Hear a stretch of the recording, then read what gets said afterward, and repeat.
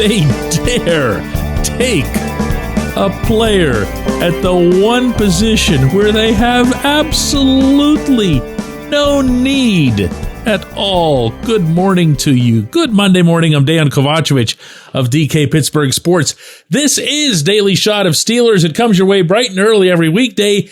If you're into hockey and or baseball, I also offer daily shots of Penguins and Pirates in the same place that you found this. It is NFL Draft Week. First round, Thursday night.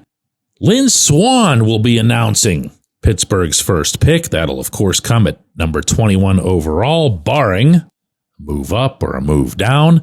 And the most boring possible outlook I can offer is, in all bluntness, the one that I'm going to offer, and that's that they're going to take a defensive tackle. Why do I say that?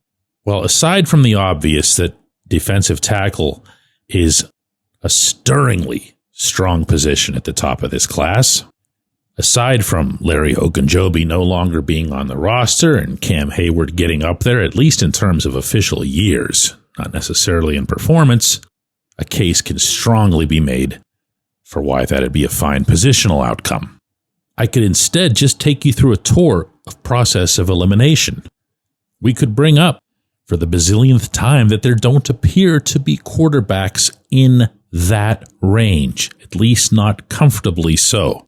You've got Cam Ward at 1, and then you've got just this endless series of question marks to the extreme that the mocks are all over creation. They have some going in the top 10. They have some not being taken until very late in the first round, into the second, into the third. All depends on the name, all depends on the mocker. There are running backs, but again, it's top heavy for the guys that you absolutely can't pass up, the Ashton Genty, Omarion Hampton types. And then, you can wait. You can wait until even as late as the third round to get one that you really like. And then there's the edge rushers. There's Abdul Carter out of Penn State, outstanding prospect. Jalen Walker out of Georgia. Mike Green from Marshall. And the names go on and on and on from there, because the consensus is that while the defensive linemen have gotten most of the chatter, the strongest actual position in the class is edge rusher. And that happens to dovetail nicely with most NFL teams really feeling like they need one, if not two. Those teams look at what the Steelers have, at what the Browns have, as long as we're in the division, what the Bengals have in Trey Hendrickson. But what not everyone has. They just want. Now, the reason that conversation almost never arises around here should be obvious. This team's got TJ Watt, Alex Highsmith, and Nick Herbig standing on the sideline, except for those rare occasions when they can either get all three of them onto the field or Herbig just spells one of the other two.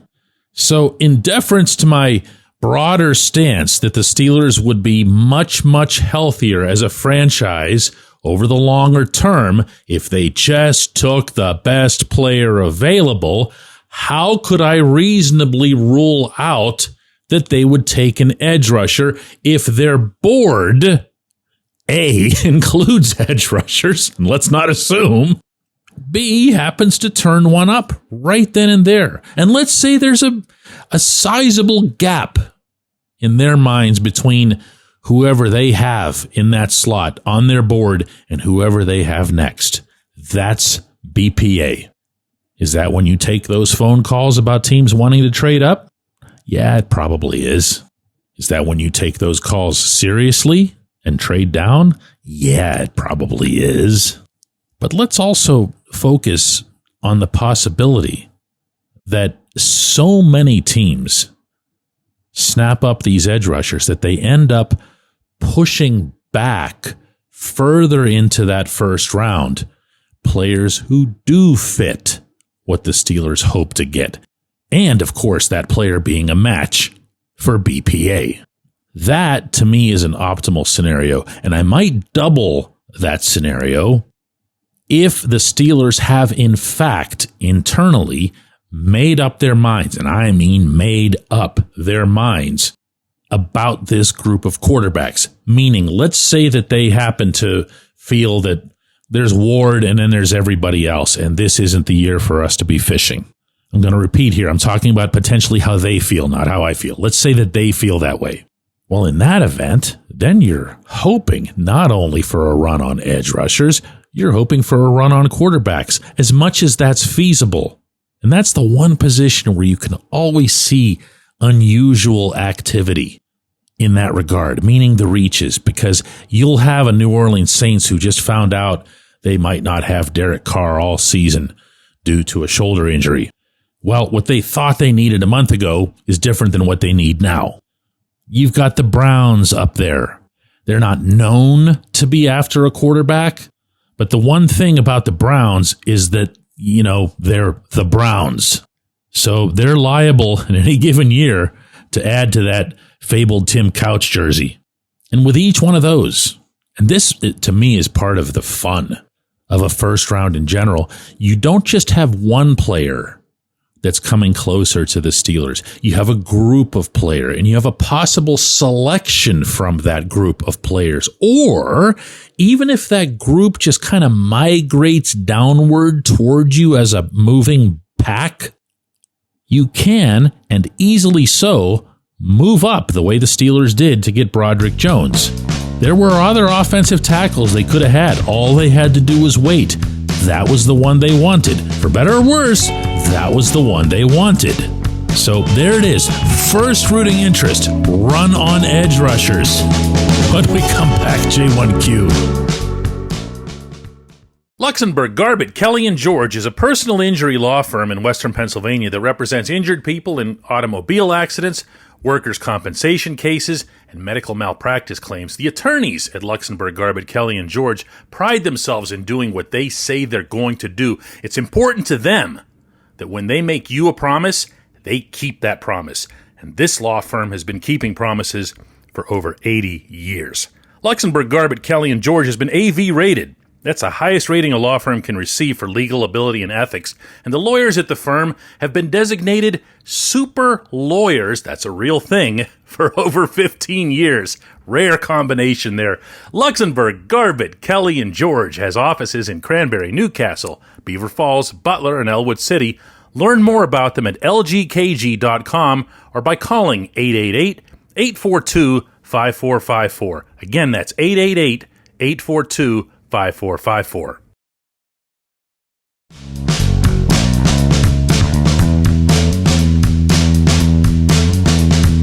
Today's J1Q comes from Rodney Vickers, who says, DK, given Broderick Jones' second season decline, how much can we attribute his sophomore slide to playing beside a rookie? Could we see an uptick in his performance playing beside Isaac Seumalo this year? Love all your shows. Appreciate that, Rodney.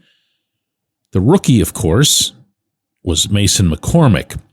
And I'm going to be honest with you here, Rodney. I'd love to be the one to find the singular sore thumb reason that Brod declined the way that he did, even if it's pinning it on somebody else or somebody else's inexperience. If you happen to believe in McCormick, I do, you could still reasonably say, all right, well, he was really young. He's next to somebody else who's young. And by the way, Zach Frazier at center was young too. The reason I'm not inclined to do that, even beyond getting into watching the film and seeing the nature of the mistakes that Brod was making, how do you assign, for example, blame to somebody else for Brod committing, 9 penalties in one drive? I'm kidding, but not really. I think that was in Denver. That was like that, right off the bat.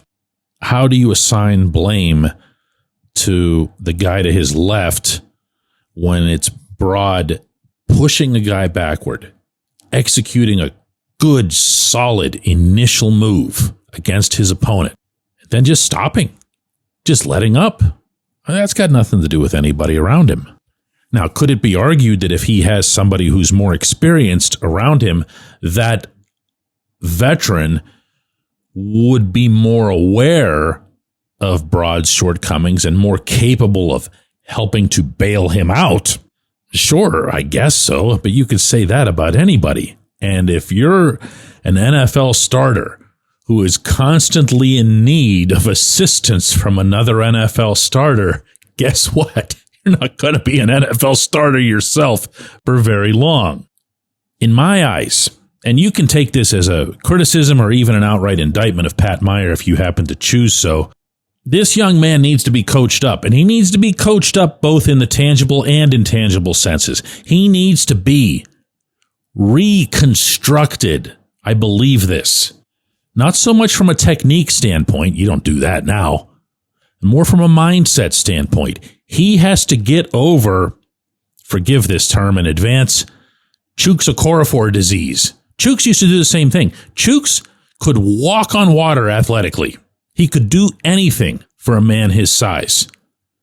What he couldn't seem to consistently apply himself to doing was to finishing his block, sealing, having that second push, being ready for when that other person was going to bounce off you or slide off you. Why didn't Chooks have that? Because he never needed it. He had all that awesome size and athleticism and agility and everything else that he could just do his thing. Well, in the NFL, you can get away with that for a time, but not consistently. Is Meyer the guy to instill that? I don't know. Does Meyer have only 1 year remaining on his contract? With this as his very clear priority number one? You betcha. I appreciate the question. I appreciate everybody listening to Daily Shot of Steelers. We're going to do another one of these tomorrow. And don't forget to tune in today at 4 p.m. Pittsburgh time for our double shot of Steelers, the live video that we do every afternoon. Available on YouTube and, of course, on DKPittsburghSports.com.